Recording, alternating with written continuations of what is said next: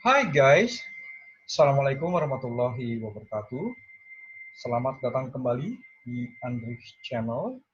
Kali ini kita akan kembali unboxing terkait dengan peraturan perpajakan, yaitu Peraturan Pemerintah Nomor 48 Tahun 2020 tentang perubahan atas Peraturan Pemerintah Nomor 81 Tahun 2015 tentang impor dan atau penyerahan barang kena pajak tertentu yang bersifat strategis yang dibebaskan dari pengenaan pajak pertambahan nilai. Oke guys, terima kasih telah like dan share ya. Juga uh, untuk menambah motivasi saya dalam pembuatan video ini guys, mohon subscribe. Oke guys, baik, selamat menyaksikan.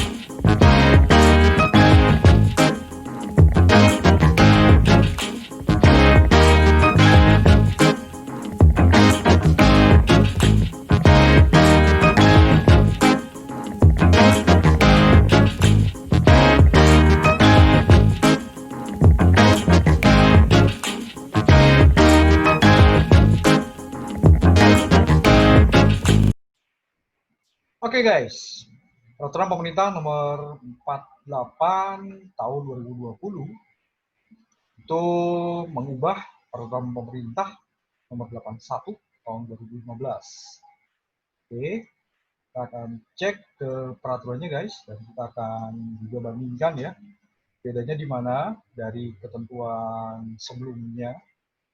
Oke, seperti biasa, kita akan lihat dulu bagian konsideran guys.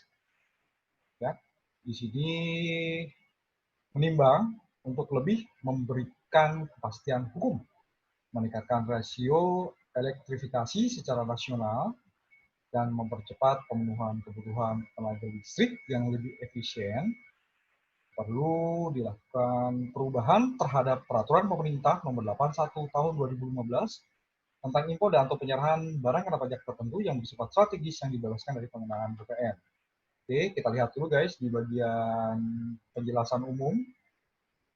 Ya, tujuan maksud dari tujuan juga pertimbangan terbitnya perubahan dari Peraturan Pemerintah Nomor 81 Tahun 2015 ini. Nah, di sini disebut guys, ketentuan mengenai impor dan atau perolehan barang kena pajak tertentu yang bersifat strategis yang dibebaskan dari pengenaan pajak pertambahan nilai telah diatur dalam Peraturan Pemerintah Nomor 81 Tahun 2015. Oke, untuk lebih memberikan kepastian hukum, meningkatkan rasio elektrifikasi secara nasional, mempercepat pemenuhan kebutuhan tenaga listrik yang lebih efisien, dan mempertahankan ketersediaan harga listrik yang terjangkau. Masyarakat luas perlu memberikan fasilitas dibebaskan dari pengenaan PPN atas barang kena pajak tertentu yang bersifat strategis. Oke, jadi tujuan utama perubahan PP 81 ini guys, itu terkait dengan elektrifikasi guys ya. Oke, kita kembali lagi ke pertimbangan guys di atas. Oke. Berdasarkan pertimbangan pada huruf A, perlu menetapkan peraturan pemerintah tentang perubahan atas Peraturan Pemerintah Nomor 81 Tahun 2015 dengan impor atau penyerahan barang kena pajak tertentu yang bersifat strategis yang dibebaskan dari pengenaan pajak pertambahan nilai. Oke, kemudian mengingat pasal 5 ayat 2 Undang-Undang Dasar Negara Republik Indonesia tahun 1945, Undang-Undang Nomor 8 tahun 1983 sebagaimana telah diubah terakhir dengan Undang-Undang Nomor 42 tahun 2009 tentang pajak pertambahan nilai barang dan jasa dan pajak penjualan atas barang mewah. Lalu juga peraturan pemerintah nomor 81 tahun 2015 yang tadi ya guys ya. Oke, memutuskan untuk menetapkan peraturan pemerintah tentang perubahan atas peraturan pemerintah nomor 81 tahun 2015 tentang impor dan atau penyerahan barang kena pajak tertentu yang bersifat strategis yang dibebaskan dari pengenaan pajak pertambahan nilai. Oke, pasal Romawi 1 guys. Beberapa ketentuan dalam peraturan pemerintah nomor 81 tahun 2015 diubah menjadi sebagai berikut. Oke. 1. Ketentuan pasal 1 diubah sehingga berbunyi sebagai berikut. Oke. Ya, kita cek pasal 1 di PMK 81-nya ya guys, tahun 2015. Barang kena pajak tertentu yang bersifat strategis yang atas impornya dibebaskan dari pengenaan pajak pertambahan nilai, meliputi mesin dan peralatan pabrik yang merupakan satu kesatuan, baik dalam keadaan terpasang maupun terlepas, yang digunakan secara langsung dalam proses menghasilkan barang kena pajak oleh pengusaha kena pajak yang menghasilkan barang kena pajak tersebut. Nah, ini guys, termasuk yang atas impornya dilakukan oleh pihak yang melakukan pekerjaan konstruksi terintegrasi. Nah, guys, sekarang kita bandingkan guys di pasal 1 PP sebelumnya ya, PP 81 tahun 2015. Oke, nah ini ya sama ya. Mesin, peralatan pabrik berdasarkan satu kesatuan sama semua guys. Terpasang maupun terlepas digunakan langsung dalam proses pemasangan BKP. Masukan tersebut tidak termasuk suku cadang. Oke, berarti tambahannya ya semua sama nih guys ya. Kecuali tambahannya ini nih. Termasuk yang atas impornya dilakukan oleh pihak yang melakukan pekerjaan konstruksi terintegrasi. Nah, oke. Di memori penjelasan guys, dijelaskan lebih lanjut dari apa yang dimaksud dengan konstruksi terintegrasi. Di sini guys, yang dimaksud dengan pekerjaan konstruksi terintegrasi adalah penggabungan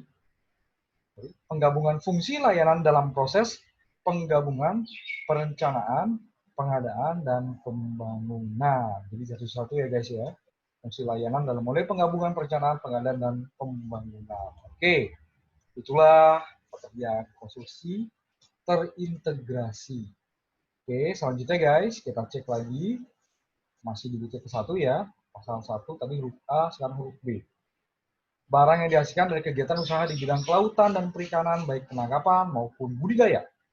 Sebagaimana ditetapkan dalam lampiran peraturan pemerintah ini yang merupakan bagian yang tidak terpisahkan dari peraturan pemerintah ini. Kalau nggak salah ini nggak ada perbedaan ya guys. Sama ya. Oke. Baru satu perbedaannya tadi, konstruksi terintegrasi guys. Jangat dan kulit mentah yang tidak disamak. Oke, sama ya, yang tidak disamak, jangat dan kulit mentah. Kemudian selanjutnya ternak yang kriteria rinciannya diatur dengan peraturan Menteri Keuangan setelah mendapat pertimbangan dari Menteri menjalankan usaha pemerintah di bidang pertanian. Kalau nggak salah juga sama guys, bunyinya sama ya.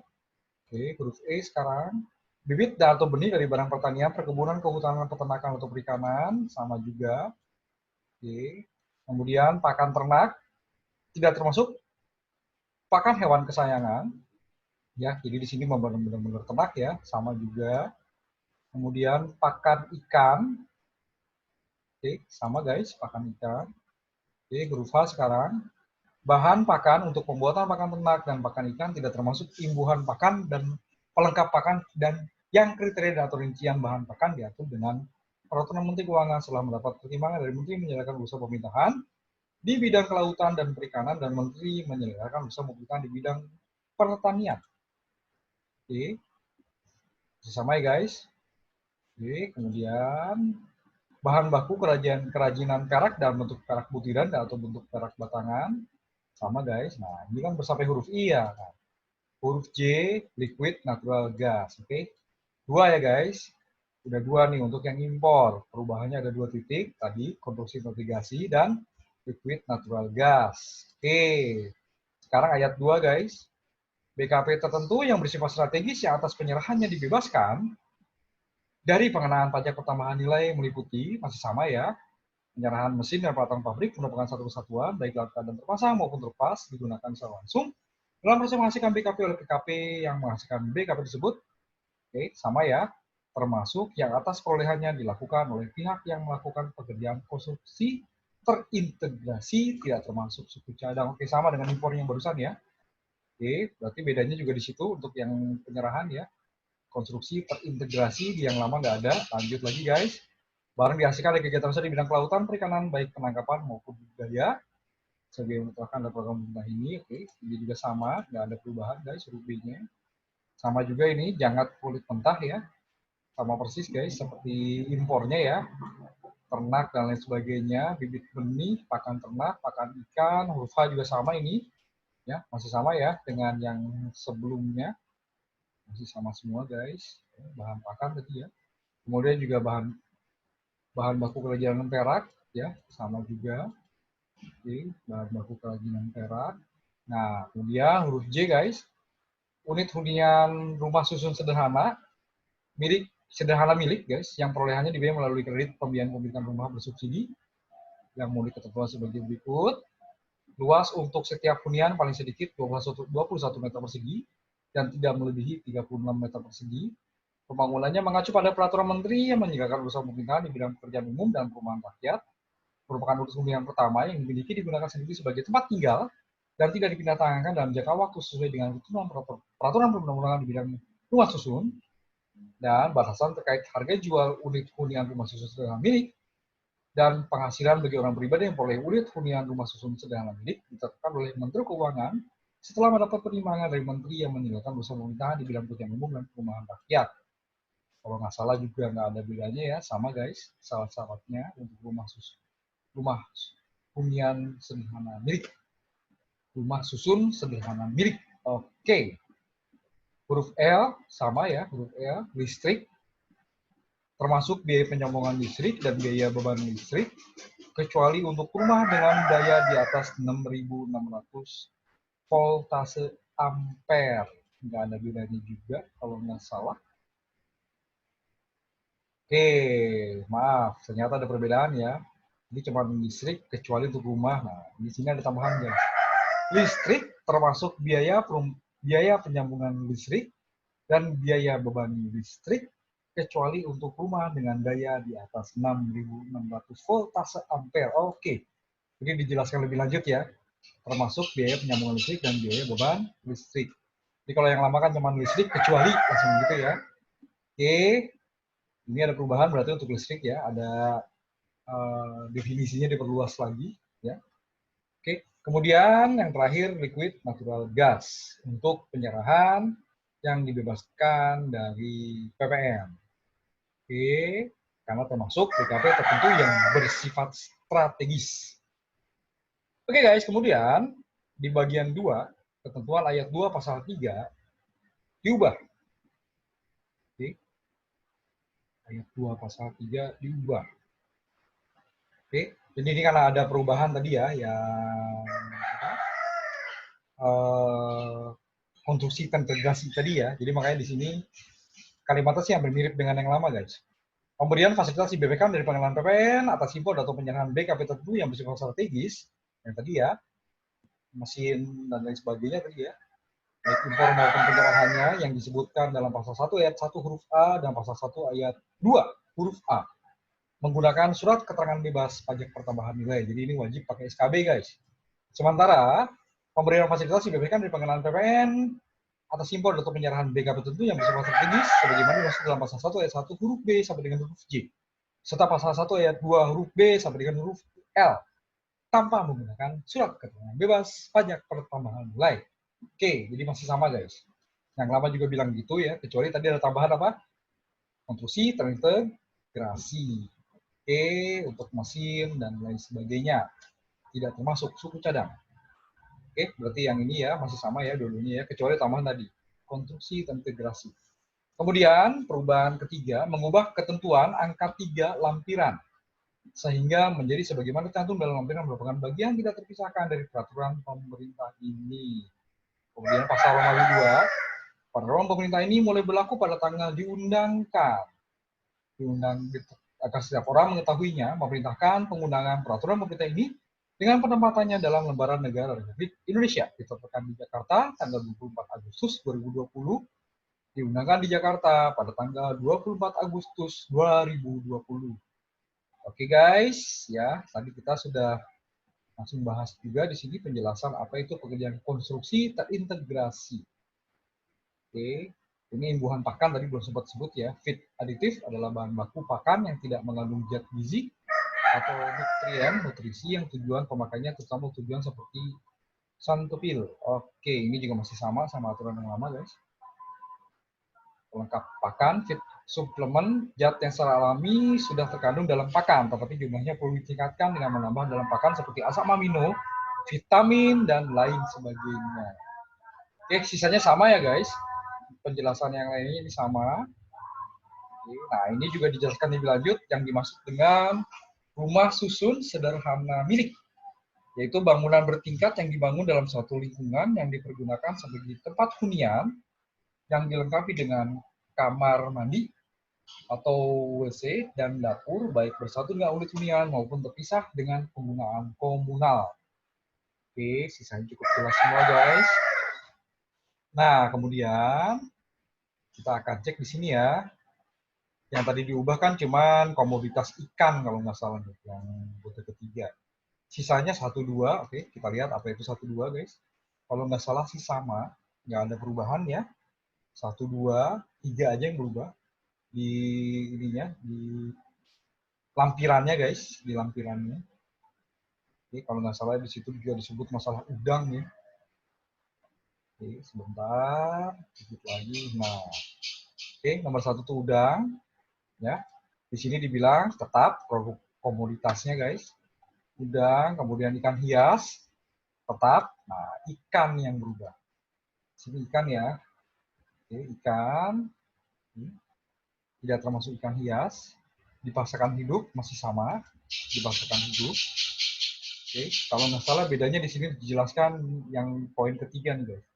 Penanganan ikan mati dengan pencucian, pengesahan, pendinginan dalam keadaan itu dengan atau tanpa kepala, tulang, ekor, perut, sirip, kulit. Dijelaskan di ini lebih lanjut ya, dibicarakan ya.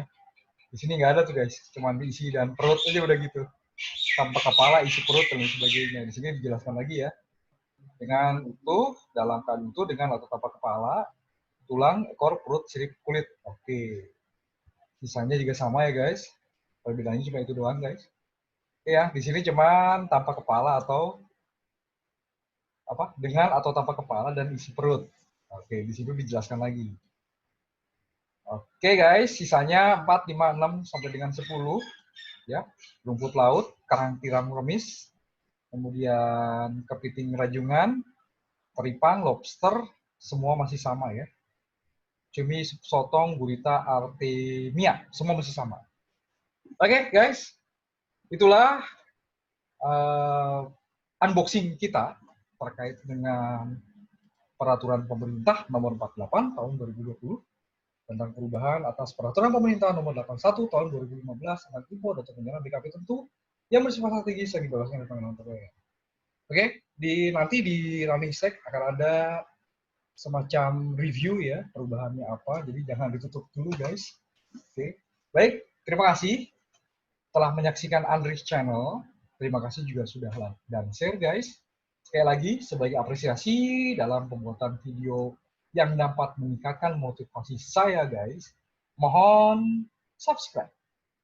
Baik, sampai jumpa di video Andris Channel berikutnya. Wassalamualaikum warahmatullahi wabarakatuh.